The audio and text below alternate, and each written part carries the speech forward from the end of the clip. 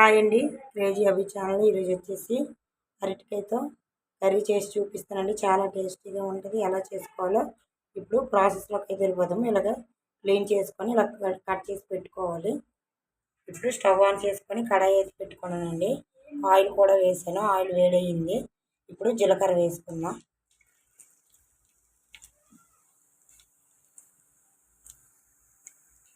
వేయింది కదండి, కట్ చేసి పెట్టుకున్న పచ్చిమిర్చి ఉల్లిపాయ ముక్కలు వేసుకుందాం.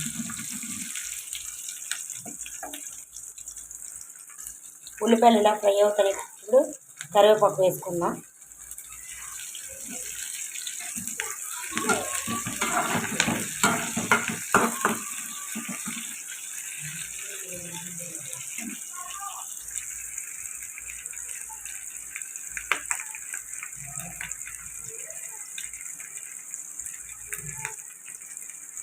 ఉల్లిపాయలు అయితే ఇలా ఫ్రై అయ్యాయి కదండి. అల్లం వెల్లుల్లి పేస్ట్ వేసుకుందాం.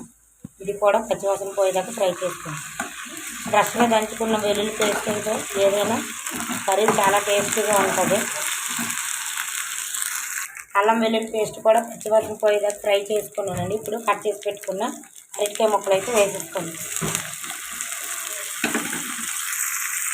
అరటికాయ ముక్కలు అయితే వేసుకున్నాం కదండి. ఇప్పుడు రుచికి సరిపడగా సాల్ట్ అయితే యాడ్ చేసుకున్నాం. ఇప్పుడు బాగా కలుపుకొని ఫ్రై చేసుకున్నాం 2 నిమిషాల పాటు.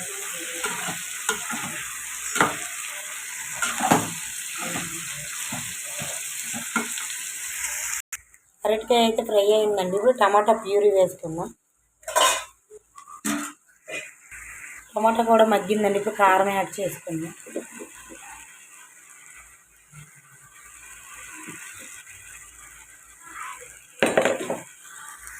అలాగే పసుపు,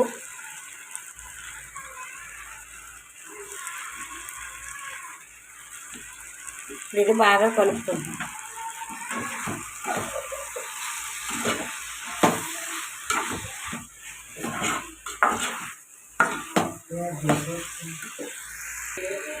పసుపు కారం వేసుకొని 1 నిమిషం పాటు ఫ్రై చేసుకున్నాం కదండి.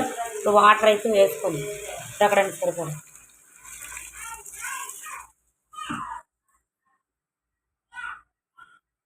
ఉడకడానికి సరిపడా వాటర్ అయితే వేసుకున్నాం కదండి. ఇప్పుడు మూత పెట్టుకొని దగ్గర పడిన దాకా ఉడికించుకుందాం. మూత అయితే తీసి చూస్తే ఇలా ఉడుకుతుందండి. కొద్దిగా దగ్గరికి అయితే అయ్యింది.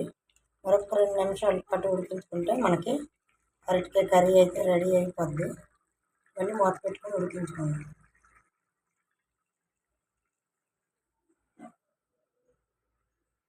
కూర అయితే రెడీ అయిపోయిందండి. ట్రై చేయండి. ట్రై చేసి ఎలా వచ్చిందో కామెంట్ సెక్షన్లో కామెంట్ చేయండి. లైక్ చేయండి, షేర్ చేయండి, సబ్స్క్రైబ్ చేసుకోండి. ప్లీజ్ సపోర్ట్ చేయండి.